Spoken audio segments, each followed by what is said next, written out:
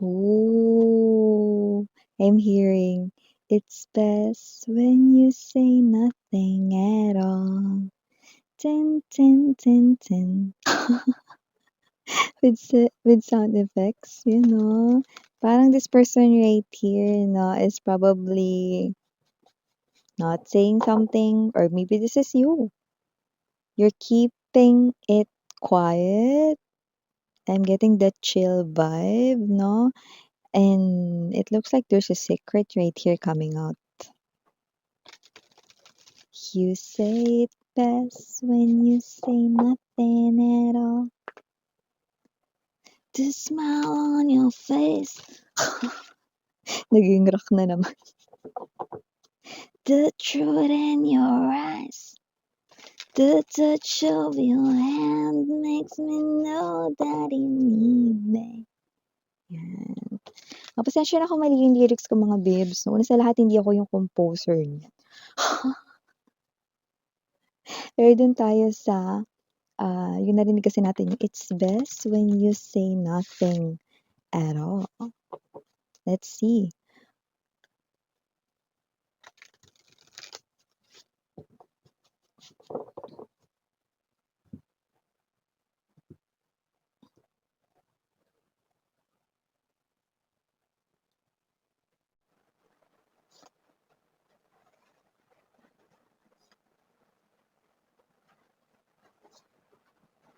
Oh, okay.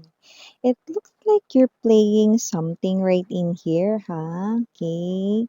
Playing na parang wala kang alam, pero alam na alam mo naman. So, yan mga babes 'no, wala ditong energy ng pagtataksil, walang gano'n.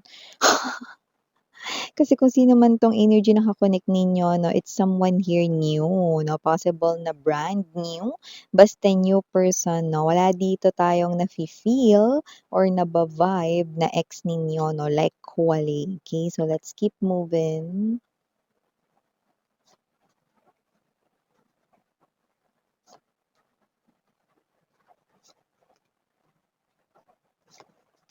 Oh, okay. So you're doing this, you're playing this kind of thing because this is what you're trying to see. Yan, no? Ano ba yun, miss yan? Mamaya explain ko sa inyo. Wait lang mga babes, no? So we have the Fool right at the center of the reading beside the Ace of Cups and the Hierophant, no? You know, the Ace of Cups energy is the energy of new love, no? That kind of nagsisimula pa lang na connection, no? And the Hierophant is something here na higher level of commitment, no? Like pag-upgrade ng connection, ganyan, no? So, Eight of Wands, yun. You know, eh. So, we have here the Tower para sa bottom of the deck, Strength card, and the Ten of Cups energy. Ayun. So, hi and hello there everyone. My name is Yan. Welcome new subscribers. Returning is tambayers din kasi inyong walang sawang love and support for me. At kung hindi nyo pa na-subscribe pa po tayo na main channel, ang link niyan down below sa ating description box. So, if interesado, click lamang yung link na yan para mapunta kayo doon araw-araw. Nag-upload po tayo ng collective readings for all signs doon. At kung hanap ninyo ay reading per zodiac sign, meron din tayo there. At yun nga, lahat tayong gender dito. So, babae, lalaki, LGBT, lahat ay welcome. So, just take only what resonates. Possible din na magkapalit-palit ang mga roles kasi general reading ito. And at the end of the day, lahat ay may free will na. Free yung gamitin anytime, anywhere. At yun nga mga babes, no? Timeless tayo dito. Pwedeng nangyari na, sa iba nangyayari na, sa iba mangyayari pa lamang. Okay? So, dito, it looks like, no, mabilis mong nalaman, okay, na-figure out mo na agad ito, that someone here is in love sa'yo. Yan, no? At mukhang matagal mo na itong alam, no? But maybe you're trying to play dumb, no? Or you're trying to play na parang kunwari wala kayong alam dito, no? Or kunwari mga babes, no?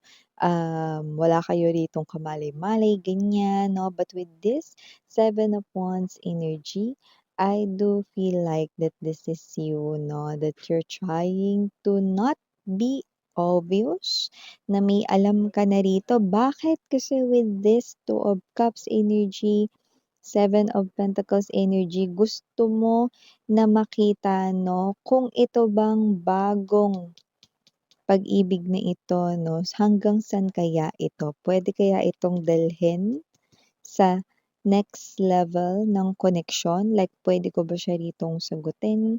Puwede ko ba siya rito na makitaan ng potensyal ng future spouse or makakasama na companion for life, 'yan 'no? So, may gano'n kayong klaseng tinitingnan, 'no? Pero alam mo na, okey? You're just trying not to be obvious about it, 'no? So, nakita ko that you're hiding this 'no, pero yung iba sa inyo 'no, minsan ang hirap itago nung kinikilig ka. Pero kinikilig ka 'no, but you're trying, your best. Tignan mo 'yan 'no, see? Puwedeng kapag kausap mo siya, 'no, 'pag malapit siya sa inyo 'no, 'yan 'no, parang hirap na parang tingnan siya na parang wala lang 'no, while this person looks at you 'no, na parang talagang in love siya sa inyo 'no. So, alam mo na 'yun 'no, at maybe this person right here is not yet confessing, pero alam mo na meron siyang gusto sa inyo.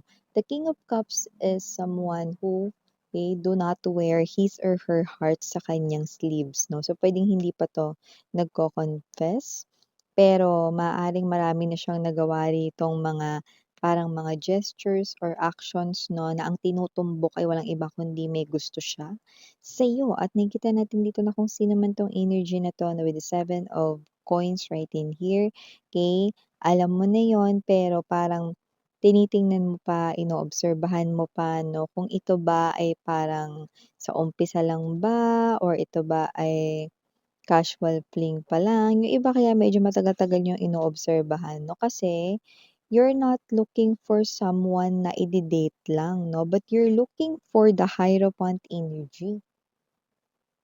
Yung someone na talagang makakasama mo sa iyong lifetime here on earth, yun yung hinahanap mo rito 'no. So, you're wearing like a detective right in here. So, parang tinitingnan mo rito na 'di ba a detective is someone 'no, na parang hindi nagpapahalata pero inoobserbahan, gathering all the evidences, gathering all the details 'no, all the proofs na puwedeng magpatunay na puwede mo siya rito pagkatiwalaan ng iyong puso. So, nakikita natin dito, so with this Nine of Wands energy, nakikita natin dito 'no, na ire-reveal mo rin ang secret na ito 'no, once na mag-confess na siya ng feelings sa inyo. Definitely mangyayari 'yun because the Eight of Wands ay nandito na. 'Yan 'no, kung makikita mo maleta ito 'no, so talagang matagal na pinaghandaan din ng person na ito, yung confession niya. Well, hindi na nakakapagtaka 'no, kasi nga nahihiya siya, mahiyain ito, eh. Tsaka ano ba kayo, matic na yun 'di ba? Minsan kapagka talagang yung crush mo nandiya-diyan 'di ba, nahihiya ka talaga, yung parang di mo alam kung anong gagawin mo. Kaya with this, talagang pinaghandaan niya na ito. 'Yan 'no, kaya maleta ito, hindi ito mini bag lang, hindi ito sling bag, hindi ito backpack 'no, maleta 'yan. So, ibig sabihin matagal 'yan ang pinaghandaan niya 'no, and with the airplane, mas mapapabilis na ang pag-confess niya sa inyo 'no, pero magugulat siya, 'yan 'no. Magugulat siya rito 'no, kasi after the confession, aaminin mo din sa kanya rito na matagal mo ng alam 'no. The High Priestess is in reverse, the secret is out, 'yan 'no. Ibig sabihin 'no, tapos na yung hush-hush at babanggitin mo na, ah, 'pag nag-confess siya sa'yo ng feelings like, collective, kasi matagal na kitang gusto or matagal na kasi kitang mahal 'no, ta's ikaw 'to na, "Oo, alam ko." Oo, alam ko. Ha? Alam mo na? 'Yan 'no? So, with the Tower card energy, siya pa yung nagulat sa'yo 'no, tapos makakaramdam siya rito lalo ng shyness with the Strength card energy 'no, na parang nahihiya siya, ayan 'no. So, parang may energy siya rito 'no, na parang naiisip niya actually parang medyo may pagkaano siya dito sa parting ito maaaring mag-overthink siya 'no. Parang Maiisip niya rito na parang magba-backtrack siya, babalikan niya rito yung mga kinikilos niya, kung meron ba siyang parang mga kinilos na kakatuwa 'no or whatsoever 'no. So, may gano'n siyang klase ng energy. Pero gano'n pa man mga babes, nakikita ko rito that you will handle this conversation really well. This confession will definitely turned out 'no, na magiging maganda. So, nakikita natin dito 'no, that you're giving this person here a chance. Others of you, you're not yet in love with this person, pero makikita mo that the intentions are pure at nakikita natin dito 'no, na you're gonna see 'no, na worth giving ng chance itong tao na 'to 'no. And kung pahihintulutan 'no, yung iba sa inyo yes 'no, puwedeng napo-fall na kayo slight 'no, dito sa tao na 'to 'no, at may chance talaga na talagang mahulog ang loob ninyo sa kanya 'no, dahil ka-in love ang kanya ritong pagkatao 'no, and with the Ten of Cups energy 'no, eh, marami-rami sa inyo ang talagang magiging happy kayo sa person na ito. This person is a very loving individual. This person is someone who will definitely takes care of you up until the end of time. Ten of Cups is an energy right here that no matter what happened, he or she will stay right by your side, no? And I'm picking up that word kampi. So parang sa kahit na anong sitwasyon, kakampi mo siya or kakampihan ka niya. In other words, ikaw ang paniniwalaan niya. Yan, no? So nakikita ko that your bond will be very strong at nakikita natin dito na itong tao na 'to na walang iba siya ritong paniniwalaan kundi ikaw. I do pick up na yung situation na binibigay doon is kunwari may mga taong gustong sumira ng inyong koneksyon. Si collective alam mo kasi meron yang iba blah, blah, blah, blah, blah 'no, and this person hindi siya maniniwala 'no. Whatever other people 'no will tell him or her, okay, he or she will not believe it. The only person na paniniwalaan niya lang is none other than you, 'yan. So 'pag sinabi mong hindi, paniniwalaan ka niya. I remember 'no, yung one of the scene doon sa Meet Your Garden 'no, way back before. Yeah, I know, okay? Yeah, I know, I'm old enough. Yung one of the scene doon 'no, na si Sanchay 'no, nandodo'n siya katabi nung motor niya, sira-sira niyang motor 'no, okey. Tapos yung mga estudyante nanghihinte 'no, parang pinaglalaruan si Sanchay dun umuusok-usok dun, daming gasgas ni Sanchay 'no, kasi nga kinakaladkad yung motor niya or whatsoever 'no, and then si Dao Mingse 'no, lumapit siya 'no, and then sinabi ni Sanchay na, "Hindi ko yun ginawa, walang gano'ng nangyari," 'no, and then Dao Mingse said 'no na, "Naniniwala ako sa'yo." See?